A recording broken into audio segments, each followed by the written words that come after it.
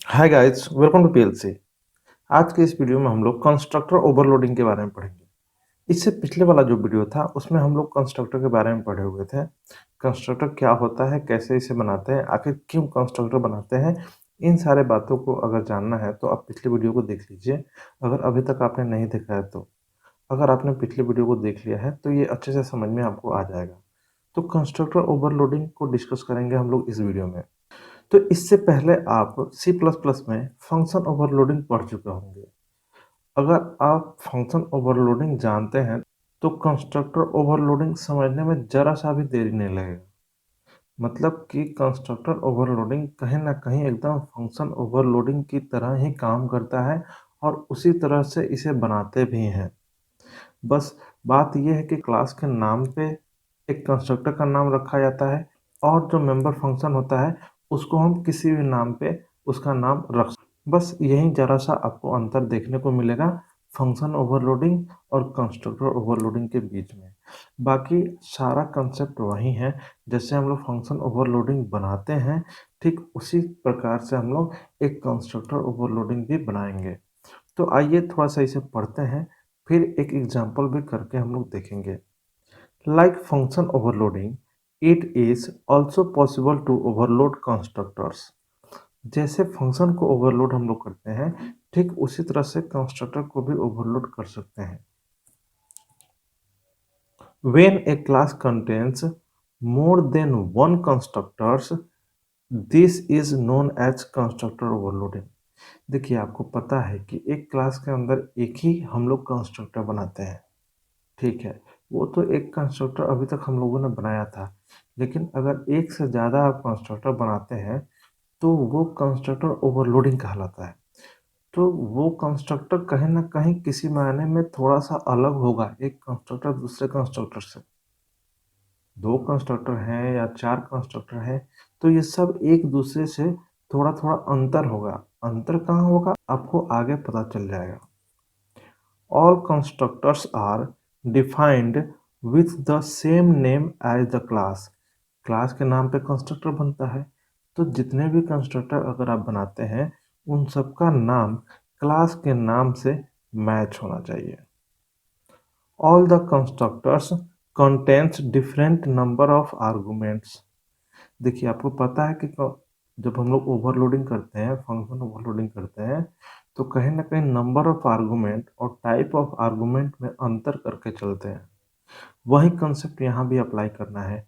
एक कंस्ट्रक्टर का जो भी नंबर ऑफ आर्गुमेंट है या टाइप्स ऑफ आर्गुमेंट है वो दूसरे कंस्ट्रक्टर के नंबर ऑफ आर्गुमेंट और टाइप्स ऑफ आर्गुमेंट से अंतर होगा।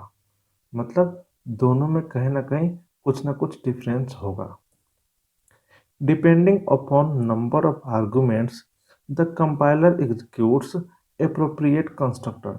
और कंपाइलर को कौन सा कंस्ट्रक्टर कॉल करना है वो उस समय वो डिसाइड करेगा नंबर ऑफ आर्गुमेंट चेक करके। जब भी किसी कंस्ट्रक्टर को कॉल किया जाएगा तो बहुत सारे कंस्ट्रक्टर होंगे, तो कौन सा कंस्ट्रक्टर को कॉल करना है ये कैसे कंपाइलर पहचानेगा? तो नंबर ऑफ आर्गुमेंट को मैच करके वो पहचानेगा। तो आगे जब हम लोग एग्जाम्पल बनाएंगे तो वो चीज़ भी आप देख सकते हैं एकदम लाइव एग्जाम्पल में। तो चलिए हम लोग एक एग्जाम्पल करके देखते हैं। तो हमें क्या करना है, एक क्लास बनाना है। तो पहले हम एक क्लास बनाएंगे। क्लास का नाम आप कुछ भी दे सकते हैं। तो हम क्लास का नाम देते हैं नम। देखिए, क्लास का नाम अगर हमने नम दिया तो कंस्ट्रक्टर का नाम क्लास के नाम पे ही होता है। मतलब क्लास के नाम से हूबहू मैच करता है, तो सारे कंस्ट्रक्टर का नाम भी नम ही होगा। तो आगे हम लोग बनाएंगे, पहले कुछ वेरिएबल बना लेते हैं। तो प्राइवेट सेक्शन को ओपन करते हैं और वेरिएबल बनाते हैं इंट ए, फ्लोट बी, कैर सी। तीन वेरिएबल है, तीनों वेरिएबल अलग अलग टाइप का है। एक ए जो है इंटीजर है, फ्लोट फ्लोट टाइप का बी है और कैरेक्टर टाइप का सी है। चलिए, अब इसके बाद क्या करना है, पब्लिक सेक्शन ओपन करना है क्योंकि कंस्ट्रक्टर पब्लिक सेक्शन में ही बनता है।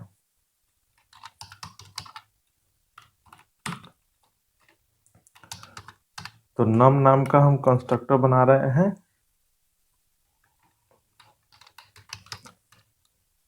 इसके पैरामीटर में हम मतलब कहीं ना कहीं इस कंस्ट्रक्टर को 3 आर्गुमेंट चाहिए। तो आप बोल सकते हैं इसका नंबर ऑफ आर्गुमेंट कितना है, 3। एक मैसेज देते हैं ताकि पता चलेगा कि कौन सा कंस्ट्रक्टर एग्जीक्यूट हुआ है। चलिए, ये एक कंप्लीट मैसेज है जिससे ये पता चलेगा कि ये जो कंस्ट्रक्टर के अंदर 3 आर्गुमेंट है वही कॉल हुआ है। अब जो भी मेंबर वेरिएबल है उसमें हम वो जो भी आर्गुमेंट है उसका वैल्यू असाइन कर देते हैं। तो आप गौर कीजिएगा, वेरिएबल ए इंटीजर टाइप है, इसीलिए m का वैल्यू a में जा रहा है। उसी प्रकार आगे b में n का वैल्यू जाएगा और c में k का वैल्यू जाएगा। चलिए, ओके, एक कंस्ट्रक्टर कंप्लीट। अब दूसरा कंस्ट्रक्टर बनाना होगा क्योंकि हम कंस्ट्रक्टर ओवरलोडिंग पढ़ रहे हैं, तो वहाँ पे एक से ज़्यादा कंस्ट्रक्टर बनेगा तभी ओवरलोडिंग का कंसेप्ट समझ में आएगा। तो एक और नम नाम का हम बना रहे हैं constructor int m float j। Variable का नाम आप कुछ भी दे सकते हैं, जो भी आर्गुमेंट है उसमें जो वेरिएबल आप डिक्लेयर कर रहे हैं उसका नाम आप कुछ भी दे सकते हैं। a के अंदर हम m का वैल्यू डाल दिए, b के अंदर हम j का वैल्यू डाल दिए और c के अंदर हम एक स्पेस ही डाल रहे हैं। ठीक है, मतलब कोई वैल्यू नहीं डाल रहे हैं, हम क्या डाल दिए, स्पेस। सिंगल कोट के अंदर हमने स्पेस ही रखा है। तो ये क्या हुआ, मेरा सेकेंड कंस्ट्रक्टर बन गया। अब एक तीसरा कंस्ट्रक्टर भी बनाते हैं। ये कंस्ट्रक्टर जो है इसमें कहीं से कोई आर्गुमेंट नहीं है। ठीक है, तो एक चीज जान लीजिए, जिस कंस्ट्रक्टर में कोई आर्गुमेंट नहीं रहता है उसको हम लोग डिफॉल्ट कंस्ट्रक्टर बोलते हैं, और जिस कंस्ट्रक्टर में किसी तरह का एक दो आर्गुमेंट है उसे हम लोग पैरामीटराइज्ड कंस्ट्रक्टर बोलते हैं। एक चीज छूट रहा है, ये जो सेकंड कंस्ट्रक्टर है इसमें भी हम एक मैसेज पास कर देते हैं। तो क्यों ना पहले वाले मैसेज को ही हम कॉपी कर लें, इसमें हम पेस्ट कर दिए, यहाँ पे 2 आर्गुमेंट कर देते हैं और एक मैसेज हम यहाँ पे भी दे देते हैं। ये इसमें क्या मैसेज रहेगा, विदाउट आर्गुमेंट।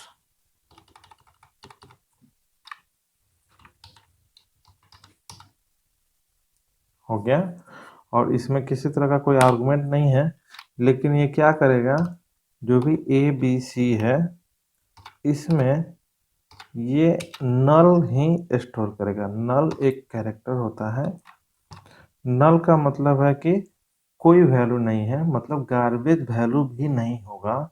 एक नल अपने आप में एक वैल्यू होता है, मतलब कि कुछ नहीं। तो 3 कंस्ट्रक्टर बन गया और मेरा क्लास यहाँ पे ख़त्म, मतलब सेमी कोलन से हमने क्लास को टर्मिनेट कर दिया, मतलब क्लास यहीं तक है मेरा। अब हम मेन फंक्शन के अंदर आते हैं, नहीं, एक शो फंक्शन भी बनाते हैं। ठीक है, क्लास के अंदर एक और फंक्शन बनाते हैं शो करने के लिए, void शो। ये क्या करेगा, जो भी मेंबर वेरिएबल में वैल्यू है उसको शो करा देगा। ठीक है, तो चलिए इसके लिए हम कोड लिख देते हैं।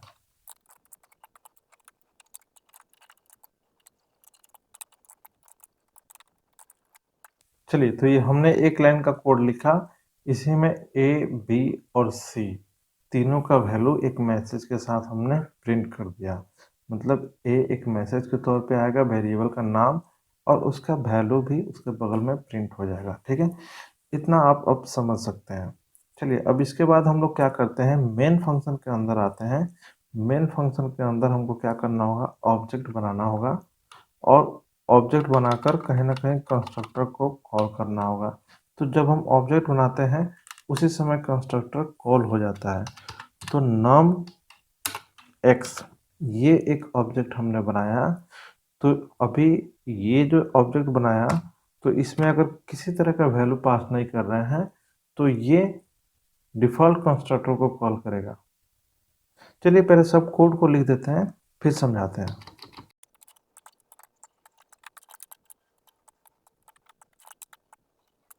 यहाँ पे 3 ऑब्जेक्ट हमने बनाया, एक x, दूसरा y और तीसरा z।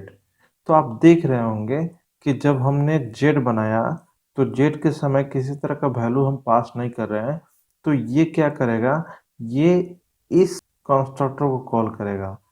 कैसे कॉल करेगा, क्योंकि इसके पास कोई आर्गुमेंट नहीं जा रहा है, ठीक है। तो वैसे कंस्ट्रक्टर को कॉल करेगा जिसके पास कोई आर्गुमेंट है ही नहीं। लेकिन ये पहला वाला जो जो ऑब्जेक्ट बन रहा है एक्स, देखिए इसमें 3 वैल्यू भेजा जा रहा है। एक 4 जो इंटीजर है, 5.5 जो कि फ्लोट है, और ए जो कि कैरेक्टर है। तो इस तरह का अरेंजमेंट आप देखिए अपने प्रोग्राम में, कौन से कंस्ट्रक्टर में 3 आर्गुमेंट का अरेंजमेंट किया गया है, और वो तीनों आर्गुमेंट इसी सीक्वेंस में होना चाहिए, इंटीजर, फ्लोट, कैर।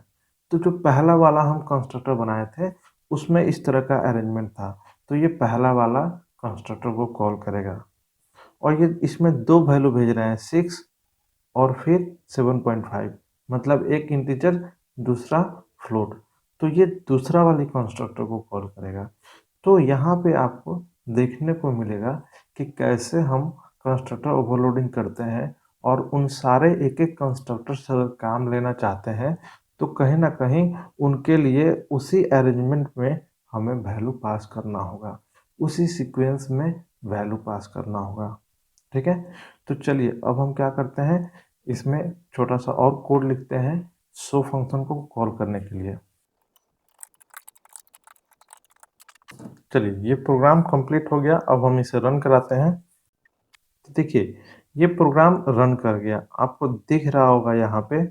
ये पहला मैसेज क्या है, कंस्ट्रक्टर विथ 3 आर्गुमेंट। जैसे जैसे ऑब्जेक्ट बनता है उसी टाइम कंस्ट्रक्टर कॉल होता है।